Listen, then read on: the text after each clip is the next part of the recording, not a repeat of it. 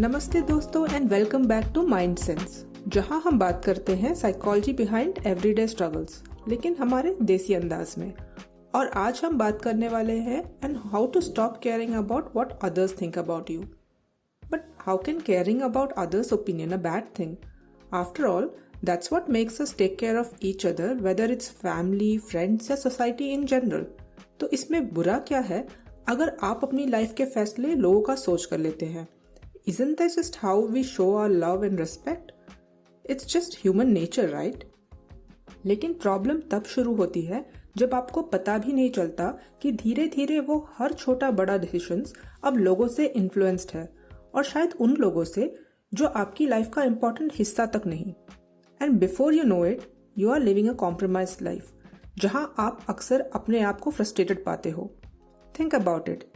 Is the life you are living truly your choice, और do you feel that invisible समाज का pressure around you all the time? इससे पहले कि हम इस टॉपिक पर और चर्चा करें, पहले let's try to understand why do we even do it.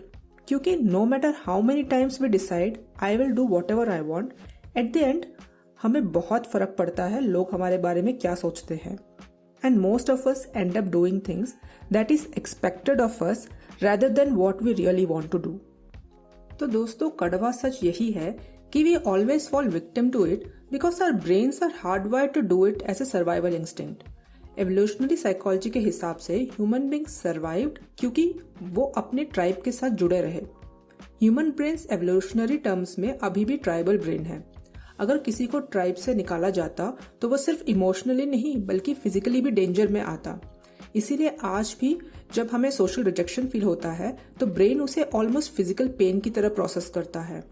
In fact MRI studies दिखाती है कि ब्रेन का सेम हिस्सा सोशल रिजेक्शन और फिजिकल इंजरी में एक्टिवेट होता है। That's just how our brains are wired. ये वीकनेस नहीं, ये हमारी बायोलॉजी है। लेकिन हमारी सोसाइटी इवॉल्व हो चुकी है। अब हम ऐसे ट्राइबल सेटअप में नहीं जीते जहां किसी से अलग होने का मतलब था सर्वाइवल थ्रेट। पर हमारा ब्रेन अभी भी उसी पुरानी सॉफ्टवेयर पर काम कर रहा है।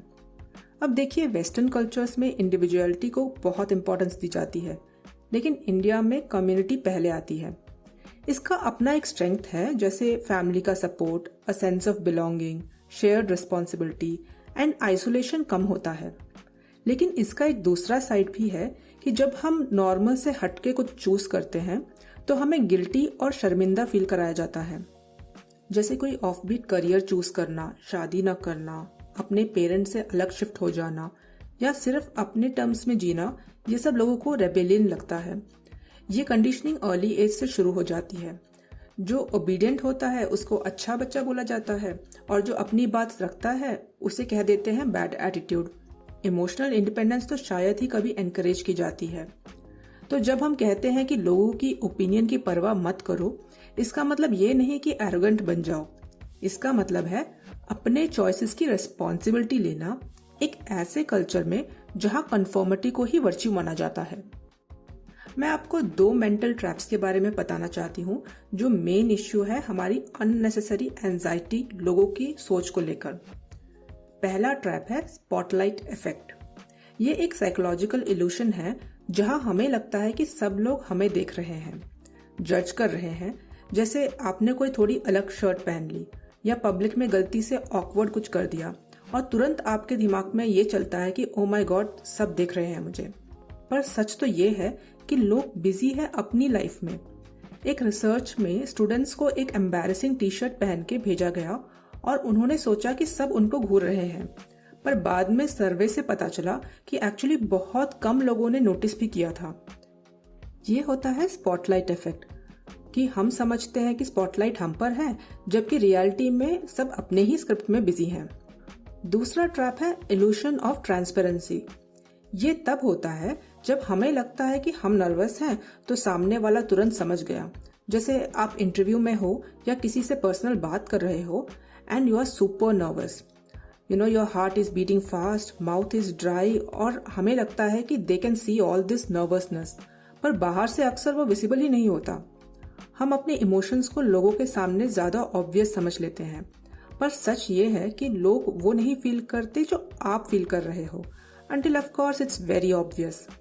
तो जब भी आपको ये लगे कि आपके बारे में लोग सोच रहे हैं, remember this, most people are thinking about themselves, not about you.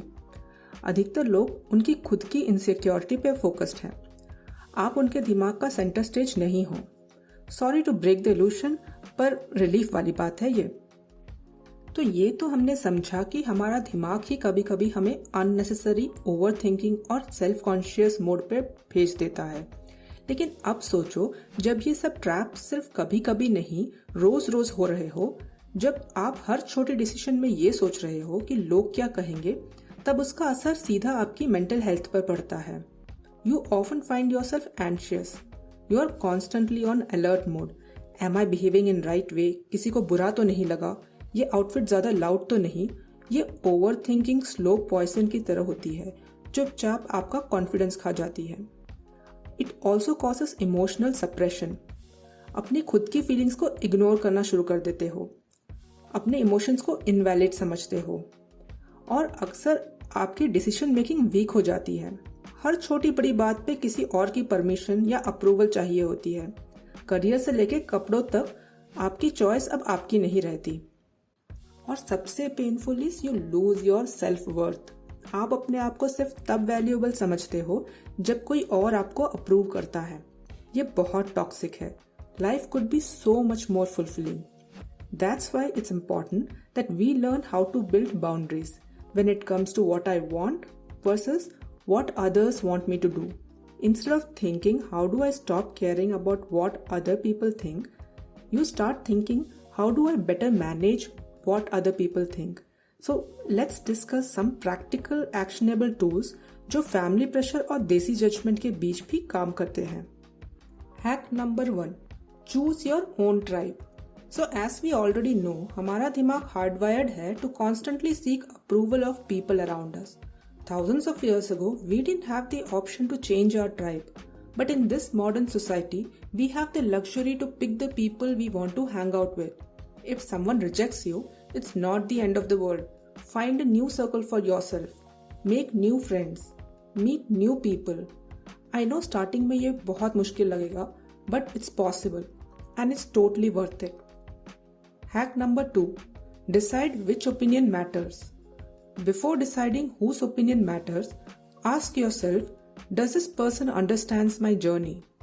Do they understand where I want to head in life? Will this person help me if something goes wrong in my life?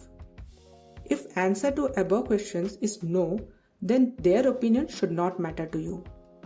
Hack number 3. Silent win strategy.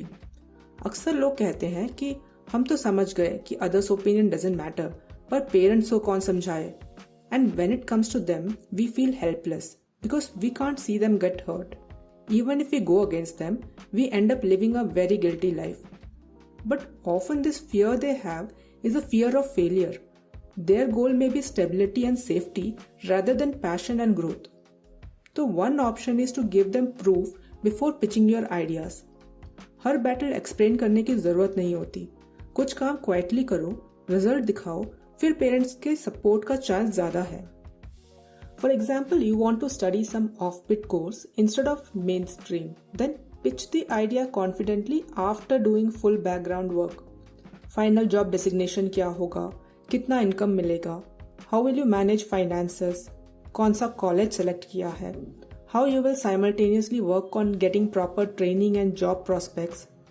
Show someone else who has achieved success after taking that course. This type of assurance will help them feel more confident about you and your choices. If you yourself don't feel very confident, then people around you will always force their opinion on you. And real self-confidence comes when you actually work hard and take responsibility for your actions. And last and most important point is, find something more important to care about.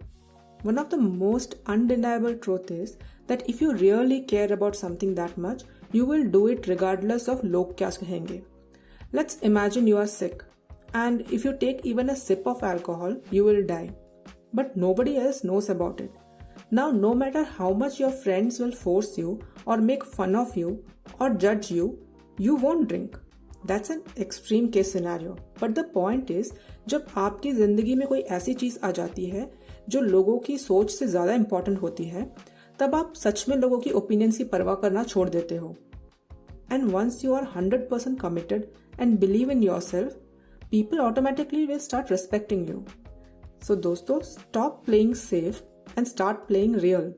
अपनी values, अपनी clarity और अपने passion को follow करो। आज के लिए बस इतना ही। अगर आपको ये एपिसोड यूजफुल लगे तो follow us on Spotify for more mental growth hacks. और अगर आपके पास कोई सवाल हो तो मुझे DM करें या कमेंट में लिखिए। मिलते हैं अगले वीक नए थॉट के साथ। तब तक के लिए टेक केयर।